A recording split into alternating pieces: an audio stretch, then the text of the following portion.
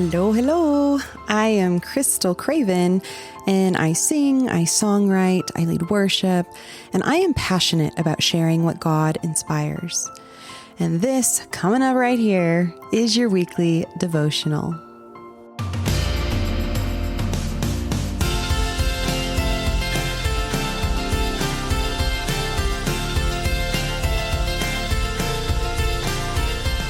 All right, last week we went over the road to Emmaus and how Jesus opened up the scriptures concerning himself to the disciples who were slow of heart to believe.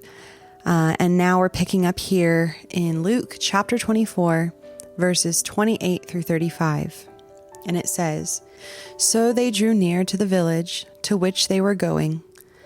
He acted as if he were going farther, but they urged him strongly, saying, 'Stay with us, for it is toward evening, and the day is now far spent.' So he went in to stay with them. When he was at table with them, he took the bread and blessed and broke it and gave it to them. And their eyes were opened, and they recognized him. And he vanished from their sight. They said to each other, 'Did not our hearts burn within us while he talked to us on the road, while he opened to us the scriptures?' And they rose that same hour and returned to Jerusalem. And they found the 11 and those who were there with them gathered together, saying, 'The Lord has risen indeed and has appeared to Simon.' Then they told what had happened on the road and how he was known to them in the breaking of the bread." All right, so as the disciples walked that dusty road to Emmaus, though Jesus, who was risen, had drawn near to them and walked with them, their hearts were heavy and confused because they hadn't yet recognized him as Jesus. And Jesus had explained the scriptures, revealing how the Messiah must suffer and enter his glory. But even with such truth laid bare, their eyes remained closed. And it really wasn't until that moment of shared intimacy, when he broke the bread, that their eyes were open and they knew him. Now, this was just an ordinary meal, but for them it echoed back to the Last Supper, where he had taken the bread and blessed it and broke it and had given it to his disciples, saying, "This is my body given for you." And that moment of intimate fellowship carried divine significance. And then now, post-resurrection, it was in that same kind of moment that their eyes were opened. And how beautiful that it was in that quiet, simple act of breaking bread that Jesus revealed himself.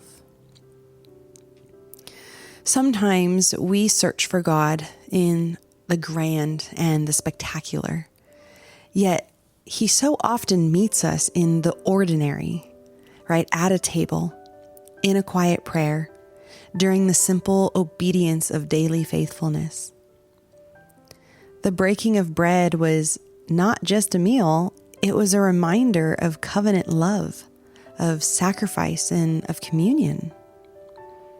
And it was in that space that the disciples weren't just told who Jesus was, they recognized him. And their response is striking. Gone were those long-winded debates and analytical discussions like they were having on the road. Gone was the slow-hearted unbelief. Instead, they rose that very hour and returned to Jerusalem. Though it was night and the journey was long, they couldn't contain the truth. Now, because of this personal experience like the women had had, they were compelled to testify of it. And what a beautiful picture of how revelation leads to action. Their eyes were opened, and their hearts that once burned with mystery now burned with urgency and a joy. And the facts that they had been discussing were now saturated with faith, and that faith propelled them into a bold proclamation. For us today, the invitation remains the same. Draw near to Jesus, not only through intellectual understanding, but through intimacy, through remembering Him in communion and in prayer and in fellowship and in studying His Word. He is still revealing Himself to those whose hearts are open today. So let us also rise and go to the places that God sends us, just joyously proclaiming that the Lord is risen and sharing about our personal experiences with the living God.